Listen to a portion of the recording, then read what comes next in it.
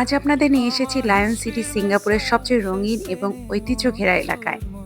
শত বছরের ইতিহাস আর মুসলিম ঐতিহ্যের এক অপূর্ব নিদর্শন এটি। আসসালামু আলাইকুম সবাইকে। সবাইকে ওয়েলকাম জানাচ্ছি সিঙ্গাপুর ট্রাভেল সিরিজের ফাইনাল এপিসোডে। আগের পর্বে আপনারা দেখেছিলেন আমাদের ইউনিভার্সাল স্টুডিওর দারুণ সব অ্যাডভেঞ্চার। কিন্তু প্রশ্ন হলো, বাংলাদেশ থেকে সিঙ্গাপুর ভ্রমণের বাজেট কেমন হওয়া উচিত? চলুন আজকের এই এপিসোডে সুলতান মসজিদ আর হাজি লেনের পাশাপাশি জেনে নেওয়া যাক সিঙ্গাপুর ট্রাভেল খরচের খুঁটিনাটি। তো কথা আর বাড়াচ্ছি না, চলে যাচ্ছি মূল ভিডিওতে। ইউনিভার্সাল স্টুডিও থেকে ক্লান্ত শরীরে আমরা ফিরে এলাম হোটেলে। পেট পুড়ে দুপুরের লাঞ্চ শেষ করে একটু বিশ্রাম নিয়ে নিলাম, কারণ আজকে সিঙ্গাপুরে আমাদের শেষ দিন আর বিকেলটা আমরা একদম জমিয়ে উপভোগ করতে চাই। সিঙ্গাপুরে যেহেতু সন্ধ্যা অনেক দেরি করে হয়, তাই আমরা বিকেল ঠিক 5টায় বের হলাম। আমাদের হোটেল থেকে বের হয়ে একটা গ্র্যাব বুক করে নিলাম। আমাদের প্রথম গন্তব্য সিঙ্গাপুরের ঐতিহাসিকভাবে বিখ্যাত সুলতান মস্ক।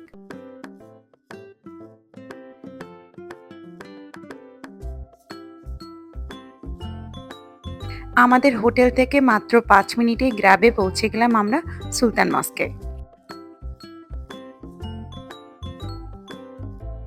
গ্র্যাব আমাদের ঠিক এর সামনেই নামিয়ে দিল।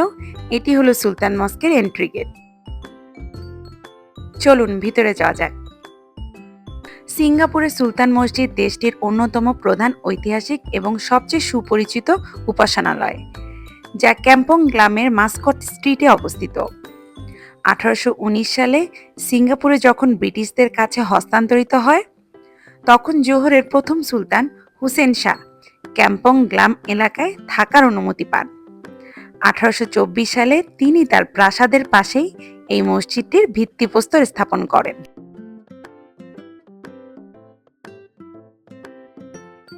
আর মসজিদটির বিশাল সোনালী গম্বুজটির নিচে একটি অনন্য বৈশিষ্ট্য কিন্তু রয়েছে। এর মূল গম্বুজের চারপাশের ভিত্তিটি শত শত কাচের বোতলের নিচের অংশ দিয়ে সাজানো। নতুন মসজিদ তৈরির সময় ধনী ব্যক্তিরা অনেক অর্থ দিলেও আশেপাশের গরিব মুসলমানরাও যেন এ পুণ্যকর্মে অবদান রাখতে পারেন, সেজন্য তারা এই বোতলগুলো সংগ্রহ করেছিলেন। এটি সিঙ্গাপুরের মুসলমানদের একতা এবং সাম্যের এক অনন্য প্রতীক।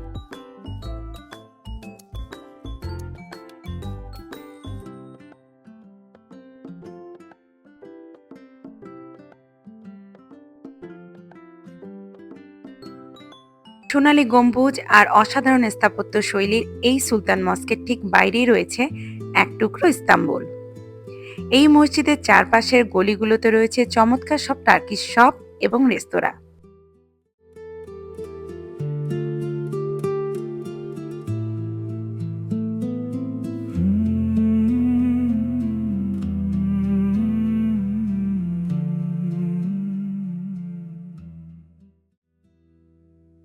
হরেক রকমের রঙিন টার্কিশ ল্যাম্প বা বাতি দিয়ে দোকানগুলো এমনভাবে সাজানো, যা দেখলে মনে হবে আপনি আরব রূপকথার কোনো রাজ্যে চলে এসেছেন। আর চারপাশ থেকে ভেসে আসছিল টার্কিশ কাবাব আর কফির দারুণ সুবাস। চলুন কিছুক্ষণ কথা না বলে আপনাদের চারপাশটি ঘুরিয়ে দেখাচ্ছি। Sana yazdığım bütün cümleler yarım kaldı. Kalbimde büyüttüğüm baharlar kışa döndü. Bir fotoğraf kadar yakınsın gözlerime ama dokunmaya kalksam. মূলত এই জায়গাটি জমজমাট হয়ে ওঠে বিকেল থেকে রাত পর্যন্ত, তাই এখানে আসতে হলে এই টাইমটি মাথায় রেখে আসবেন। Yollar seni bana soruyor. Ay bile yüzünü bulmak için doğuyor. Ben ise kaybolmuş bir çocuk gibi ismini sessizce rüzgara bırakıyorum. Dönmesen de seni sevmekten vazgeçmem.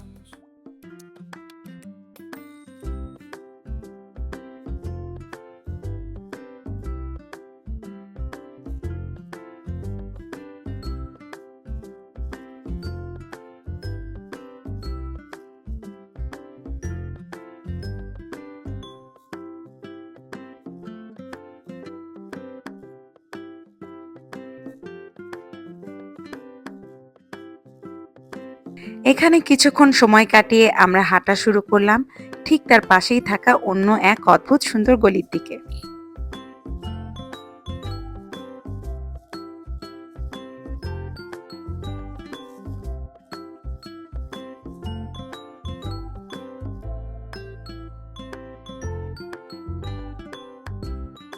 সুলতান মস্কের ঠিক পাশে রয়েছে সিঙ্গাপুরের অন্যতম হ্যাপেনিং জায়গা হাজি lane.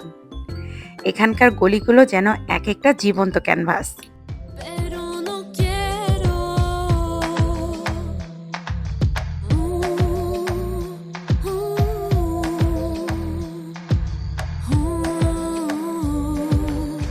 Como te niego mis ojos si quieren verte. Como te niego mi corazón si te siente. Quiero de lo bueno que teníamos perderme.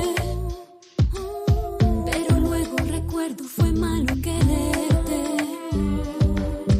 Saliendo con la noche como amigos. La luna y las estrellas son testigos. গলির ভেতর যতদূর চোখ যায় প্রতিটি দেয়ালে করা হয়েছে অসাধারণ সব কালারফুল স্ট্রিট আর্ট। কেউ ছবি তুলছে, কেউ ক্যাফেতে বসে আড্ডা দিচ্ছে। পুরো পরিবেশটাই দারুণ ভাইবস দেয়। হাজি লেন বর্তমানে এর রঙিন দেয়ালচিত্র, ক্যাফে এবং চমৎকার সব বুটিক শপের জন্য বিশ্বজুড়ে পরিচিত। তবে এর পেছনের ইতিহাসটা সম্পূর্ণ ভিন্ন এবং অত্যন্ত তাৎপর্যপূর্ণ। এটি সিঙ্গাপুরের সবচেয়ে সংকীর্ণ বা সরু রাস্তাগুলোর মধ্যে একটি। দক্ষিণ পূর্ব এশিয়ার মুসলিমরা জাহাজে করে মক্কা যাওয়ার পথে সিঙ্গাপুরের এই গলিতে এসে ট্রানজিট নিতেন। এখানে অনেক আরব হজের দালালরাও থাকতেন, যারা এই হজ যাত্রার সব ব্যবস্থা করে দিতেন। যেহেতু যারা হজ করে আসেন তাদের হাজি বলা হয়, তাই এই ঐতিহাসিক কর্মকাণ্ডের সাথে মিলিয়ে গলিটির নাম রাখা হয় হাজি লেন।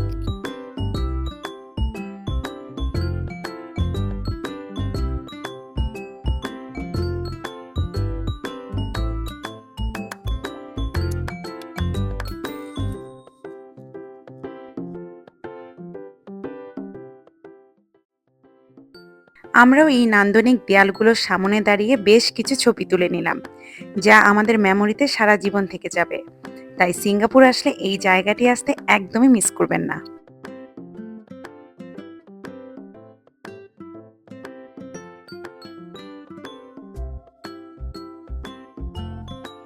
সুলতান মস্ক এবং হাজি লেনের মুগ্ধতা কাটিয়ে আমরা আবারও একটি গ্র্যাব কল করে চলে এলাম বুগিস শপিং সেন্টারে।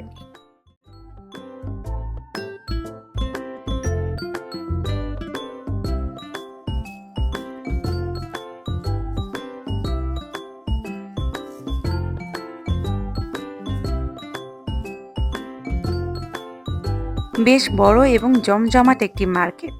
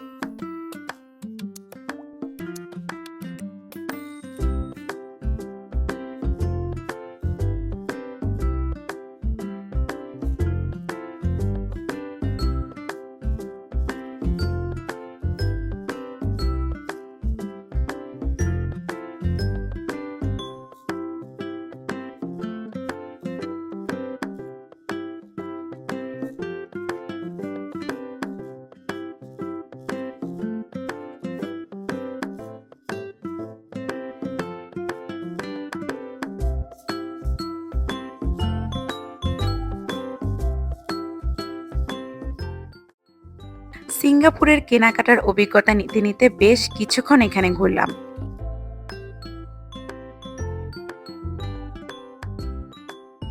সিঙ্গাপুরে কেনাকাটা করতে চাইলে আপনি এই শপিং সেন্টারে আসতে পারেন। এখানে কিন্তু দাম তুলনামূলক অনেক সস্তা।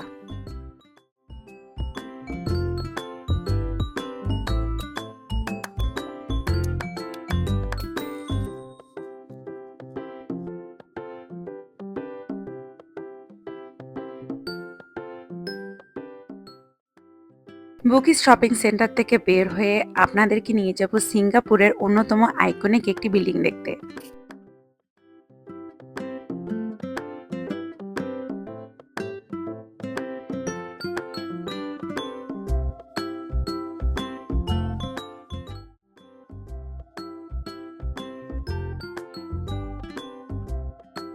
আবারও গ্রাবে করে 5 থেকে 7 মিনিটে একটি রাইডে চলে আসলাম সেই বিল্ডিং এর সামনে, যার নাম হলো Old Hill Street police station.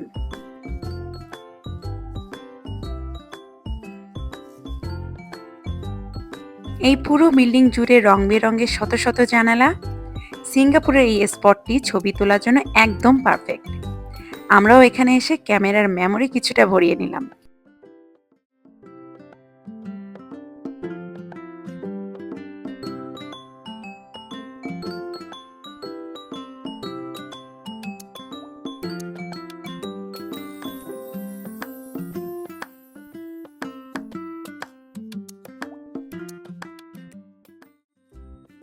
Old hill police station থেকে বের হয়ে আমরা চলে এলাম সিঙ্গাপুরের রাতের সৌন্দর্য দেখতে মেরিনা বে স্যান্ডসে।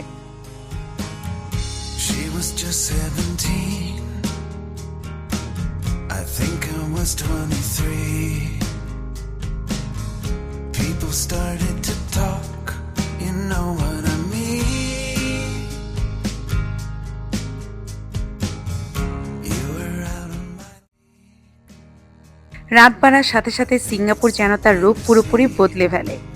সিঙ্গাপুরে আসবো আর রাতের মেরিনা বে স্যান্ডস এবং মার্লায়ন দেখবো না, তা তো হতেই পারে না।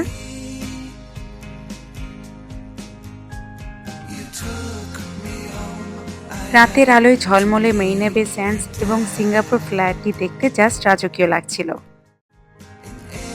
everybody thought he'd be mad, but he didn't care.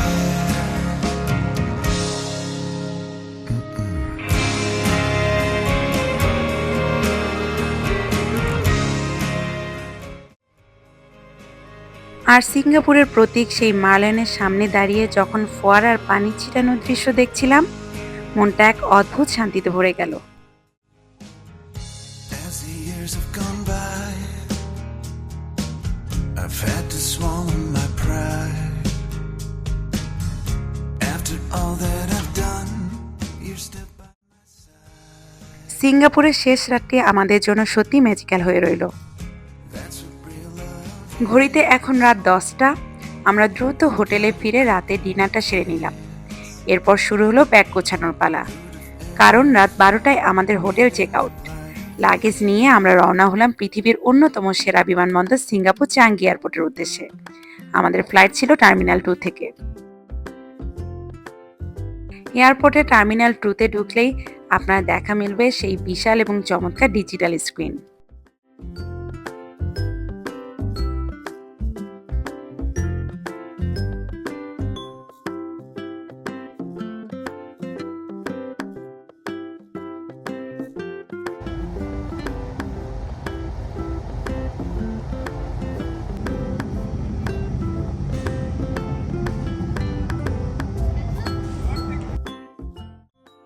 Terminal 2 এর সেই বিশাল এবং চমৎকার ডিজিটাল স্ক্রিন আর এয়ারপোর্টের ভেতরে চোখ ধাঁধানো আর্কিটেকচার দেখে যে কেউ মুগ্ধ হতে বাধ্য।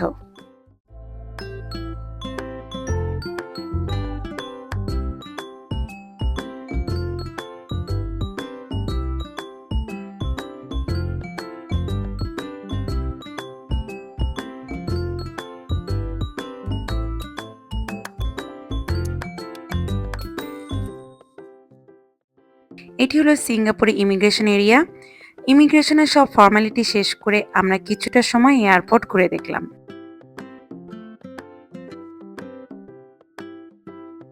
পুরো সিঙ্গাপুর তো ঘুরলাম, এবার আসি সবচেয়ে গুরুত্বপূর্ণ বিষয়, খরচপাতি। অনেকেই জানতে চান সিঙ্গাপুরে 3 রাত 4 দিনে ঘুরতে কেমন খরচ হয়। আমাদের এই ট্যুরের একটি আনুমানিক খরচের হিসাব আপনাদের সুবিধার্থে স্ক্রিনে দিয়ে দিচ্ছি। সিঙ্গাপুরে সাধারণত ভিসা, বিমান ticket, hotel booking, universal studio ticket, খাবার এবং লোকাল যাতায়াত বা গ্র্যাব মিলিয়ে প্রতিজনের আনুমানিক 85,000 টাকা থেকে 1,15,000 টাকা পর্যন্ত খরচ হতে পারে। তবে এই খরচ সম্পূর্ণ নির্ভর করবে আপনার বিমানের টিকিট কখন কাটছেন, কোন হোটেলে থাকছেন এবং কেমন কেনাকাটা করছেন তার উপর।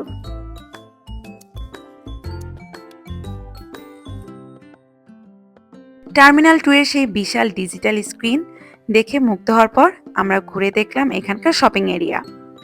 পৃথিবীর সব নামি দামি এবং লাক্সারি ব্র্যান্ডের আউটলেট রয়েছে এখানে।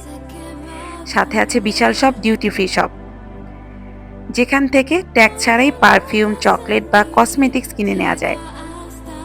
ইমিগ্রেশনের সব ফর্মালিটি শেষ করতে এবং বোর্ডিং পাস নিতে আমাদের ভোর 6টা বেজে গেল। আমাদের মালয়েশিয়ান এয়ারক্রাফট এখন রানওয়েতে প্রস্তুত। সিঙ্গাপুরে এই চমৎকার সফর কিন্তু এখানেই শেষ হচ্ছে। তবে আমাদের এই ব্যাকপ্যাকিং ট্যুর কিন্তু শেষ নয়। প্লেন ডানা মেলছে আকাশের দিকে আর আমাদের পরবর্তী গন্তব্য মালয়েশিয়ার অপরূপ সুন্দর দ্বীপ লাঙ্কাই। পরবর্তী সিরিজের লাঙ্কায় সেই রোমাঞ্চকর গল্প দেখতে অবশ্যই চ্যানেলটি সাবস্ক্রাইব করে বেল আইকনটি চেপে রাখুন।